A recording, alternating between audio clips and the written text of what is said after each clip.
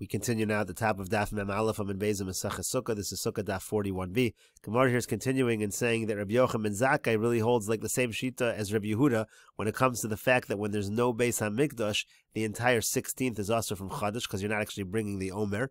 Normally it goes by when you bring the Omer, but if there is no Omer because there's no Beis HaMikdash, so the whole day is Aser. So the Gemara now is suggesting that's a Doraisa din. It's learned out from the following pasuk at Etzem Hayom Hazeh. It says until this day, meaning Ad Itzumo Shel Yom, until the Itzumo Shel Yom, the main part of the day, meaning the Kasavar Ad Viad Bechlal.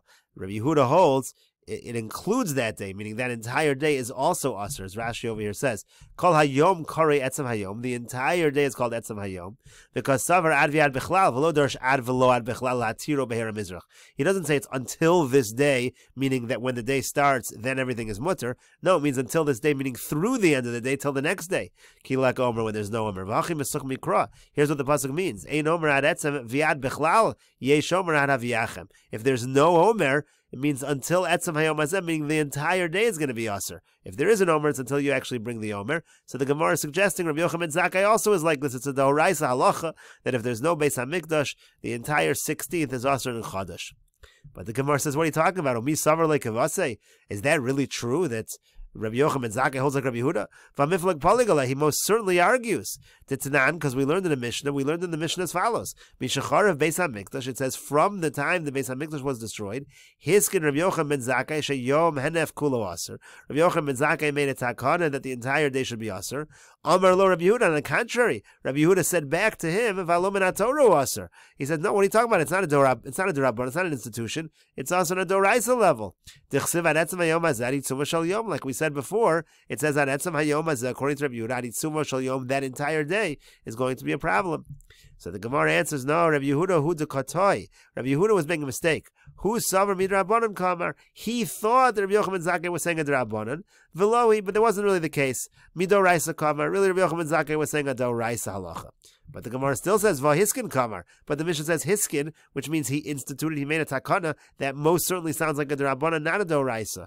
And so to that, the Gemara says, no, my hiskin, darash viskin. What could the word hiskin mean? It means he made a drasha, he darash in the pasuk, and therefore instituted. So it wasn't an institution that was a drabanan institution. The Gemara is now suggesting that it is actually a doraisa. Rashi over here says, in Rabbi Yehuda's generation, again, they didn't live at the same time. In Rabbi Yehuda's generation, he was surprised at Rabbi Yochanan ben Zakkai. He said, why is Rabbi Yochanan ben Zakkai saying it like it's his own decree? Like it's a fence. It's not a fence around the Torah. It's also midoraisa. So darash hamikra ad viad bechlal.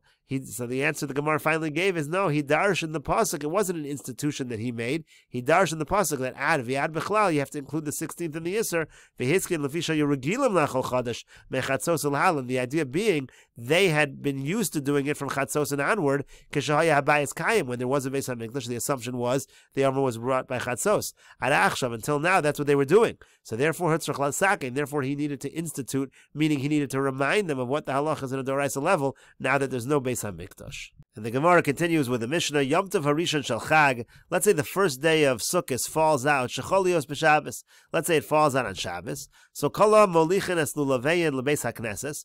What everyone would do is, everybody from before Shabbos, they would take their lulav to shul, because there'd be a problem carrying on Shabbos.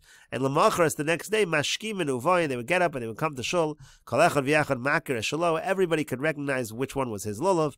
V'Notlo, and they would take the lulav, they would do the mitzvah. B'mnei Sha'amru Chachamim, because the Chachamim said, Ein Adam Yotzi Yedei Chovaso B'Yom Tov Harishon B'Lulavo Shel Chaveiro.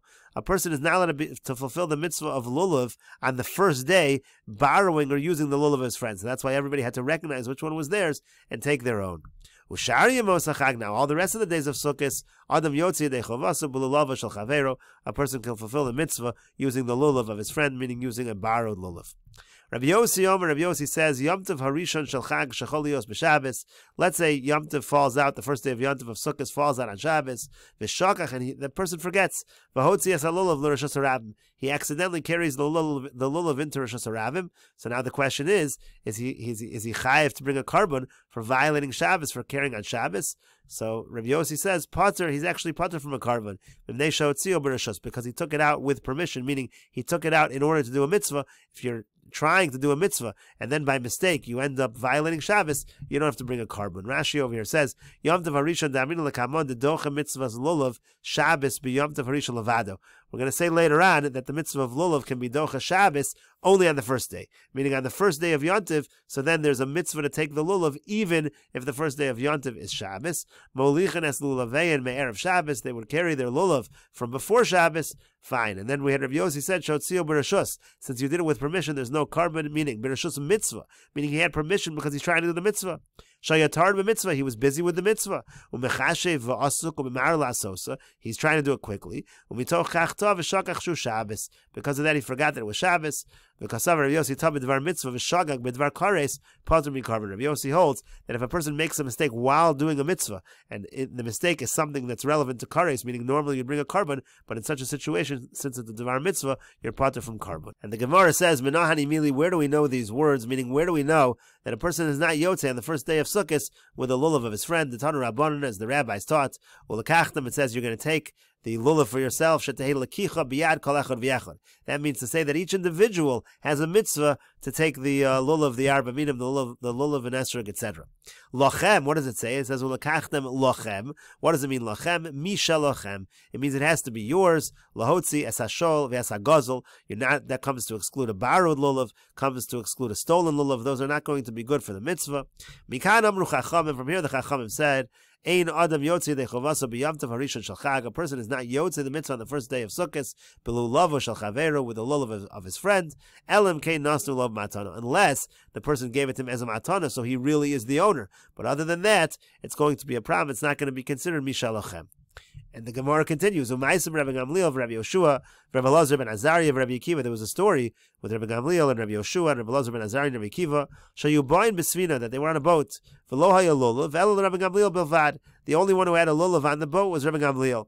Shalakhu be'elef zuz, and he purchased this lulav for 1,000 zuz. So nadlu Rabbi Gamliel v'yatzabo. So Rabbi Gamliel took it. He was yotze the mitzvah. V'naas Rabbi Yoshua matana, and then he gave it to Rabbi Yoshua as a gift. Not Rabbi Yoshua v'yatzabo. Now Rabbi Yoshua took it and he was yotze the mitzvah. V'naasnu Rabbi Elazar ben Azariah matana, and he went and gave it to Rabbi Elazar ben Azariah as a gift. Not Rabbi Elazar ben Azariah v'yatzabo. Rabbi Elazar ben Azariah took it, he was yotze. V'naasnu b'matana Rabbi Akiva, he gave it as a gift to Rabbi Akiva. Not Rabbi Akiva v'yatzabo. Rabbi Akiva took it, he was also yotze. V'echziro Rabbi Gamliel, he returned it to Rabbi Gamliel. The idea being that in order to fulfill the mitzvah, they had to give it as a matana because they had to be the owners of the lulav. And so the Gemara says, first of all, why do you have to say that they return it to Rabbi Gamliel at the end? What's the point of the returning it? So the Gemara says, Milsa agavurche kamash malon. The Bryce over here is teaching us something along the way, a new halacha. What's the halacha? Matana manas lahachzir shma matana. The point is to try to teach us that if you give a matana to somebody on condition that it be returned to you, so part of the matana is a condition that it come back, that's still called a matana. It's still called a gift. Even though over here, the whole matana was given on condition that it eventually makes its way back to Rabbi Gamliel, that's still called a matana. Kihad Amar Rava, it's similar to that which Rava said. Rava said, Hey loch esrog zeh al menas shetach ziru li. Let's say a person says, take this esrog on condition you return it to me. Natlu v'yatzabo. So if he takes it to try to be yotze, hechziro yotze. If he fulfills the condition and returns it, he's yotze, because the matana only worked if he fulfilled the condition. So if he returned it after, the matana works and he's yotze. Lo echzir, if he doesn't return it after, so lo yotze, he's not yotze. Why? Because he didn't fulfill the condition, so it's not a good matana. So you see the same idea, matana al menas lahachzir is considered a matana. And the Gemara continues, why in this story over here does it say that Rabbi Gamliel bought the esrog for 1,000 zuz? What's the point of saying, it said over here, that the lulav rather, it says, lo haya lulav elo Rabbi Gamliel bilvad shalachu belav zuz. Why does it say he bought the lulav for 1,000 zuz? What's the point of putting that in? Lo diachetz, to let you know, kama mitzvahs chavivas alayim, to show how beloved the mitzvahs were, they would spend so much money for the mitzvah. And the Gemara continues, Amar le Mar bar Amemar le Ravashi. Mar bar Amemar said to Ravashi, Abba tzuluye kamatzli be. Abba, when he used to daven the entire Shmona Esrei. He used to hold the lulav. As Rashi over here says, have a matzli be kishayim espalal. When he was doing the tefillah, the amida, haya lulava biyadu meirov chibaso olav. He loved the lulav so much he would hold it. Hayim espalal bo. That's how he would daven. So he was commenting. Mar bar Amemar said to Ravashi, this is how my father used to behave with the lulav. So the Gemara says, Meisei, we have the following question. It says, Lo yochaz adam tefillin biyado, v'sefer Torah v'cheiko v'yispalal. A person, on the contrary, should not hold tefillin in his hand. He should not have a sefer Torah in his lap while he's davening. V'lo yashtin behen mayim. Furthermore, the person shouldn't go to the bathroom, urinate with it. V'lo yishan behen lo shinas kever, lo shinas arai. Talking about tefillin, you're not supposed to sleep, not a real sleep, not a nap. All of those things are a problem.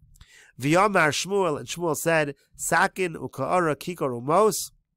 Let's say you have a knife, let's say you have a plate, let's say you have a loaf of bread or money. Hare elu kayotze bohen. These all have a similar type of halacha. And Rashi over here explains, Lo yochaz adam v'yispalim v'nei shetarad hu b'machshavto shelo yiplu miyadu. The idea is, the person's going to be thinking the whole time, he doesn't want to drop the tefillin.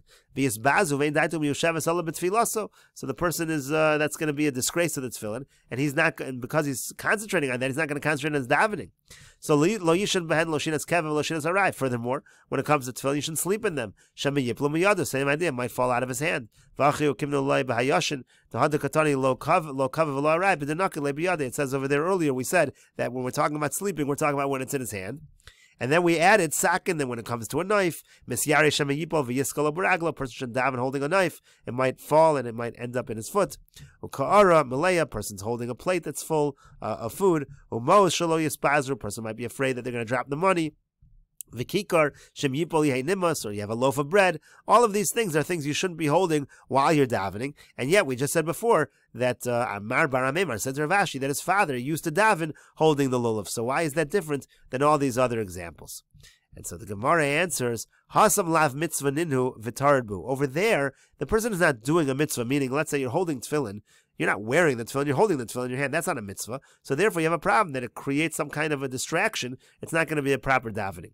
But hacha mitzvah ninu v'lo taradbu. But over here, when the person's holding the lulav, that's actually a mitzvah because it's a mitzvah to hold it, and it's a mitzvah to take the lulav. And therefore, because the mitzvah is beloved, that's not considered a problem. As Rashi over here says, lav mitzvah ninu la'ochazan v'havin Allah lamasa. By the case, let's say holding tefillin, it's not a mitzvah to hold it, and therefore it's just a burden. Lafikach tar b'masam v'kavid alav masam v'shminasam. Therefore, this becomes a bother and a burden to be holding this. But over here by lulav, netilasa ulekichasa mitzvah, taking it, holding it, that's all a mitzvah. When we talk shechaviva mitzvah alav, since it's beloved, ain't masav shimur kavid alav. He's not thinking of it in a way that it bothers him. Velotard, it's not a burden to him, and therefore it's not a problem for the davening. And the Gemara continues. Tanya, we learned in a brayso, Rabbi Elazar bar Tzadok Omer. Rabbi Elazar bar Tzadok says, Kachayim in Hagan Shalanshe Yerushalayim. The following was the custom of the people of Yerushalayim. Adam yotzei miveso v'lulav biyadu. The person would leave his house, he'd be holding his lulav. Holech lebeis hakneses lulav biyadu. He went to shul holding the lulav. Korei kriya shema mispalel v'lulav biyadu. He'd read kriya shema. He'd daven the Shmona Esrei. He'd be holding the lulav. Korei batorah v'nosias kapav manichu agabe karka. When he would read in the Torah, and he would be doing, let's say, duchening, so then he would place it on the ground. Holech levaker cholim, ulenachem avelim, lulav biyado. When he went to visit the sick, when he went to comfort the mourners, in those cases as well, he would hold it in his hand. Nichnas lebeis hamedrash, when he entered the beis hamedrash, meshager lulav biyad beno v'yad avdo v'yad shlucho. Then he would give his lulav over to his son, or to his servant, or his shaliach. And the Gemara says, "My kamashlim." What does all of this teach us? Lo diacha kamo hayuz rizim mitzvahs. It shows how careful they were when it came to mitzvahs. Rashi over here says, "Kori b'Torah." It said that when he was reading in the Torah, so then he would put it down. Why? Because tzarich laniach alulav. There already he needed to put down the lulav. If he should go sefer Torah poscho, because in those situations already he's got to be rolling the sefer Torah, opening it similar by nosias kapav. He can't duch and hold out his hands when he's holding the lulav. Nichnas lebeis hamedrash. Also, when he went to the beis hamedrash, so tar v'shmaita. Then he gets busy in learning. V'yipol miyadav. He was afraid it would fall from his hand. So again, he'd give it over to his son or his servant or a shliach. And the Gemara continues, Rabbi Yossi Omer Yontiv. Rabbi Yossi again said that when it came to a situation where on Yontiv it falls out on Shabbos, so you wouldn't be chayiv a carbon if you accidentally carry on Shabbos. Amar Abaya says, and we'll continue with this discussion in the next video, on Daf Mem Beis Amud Aleph.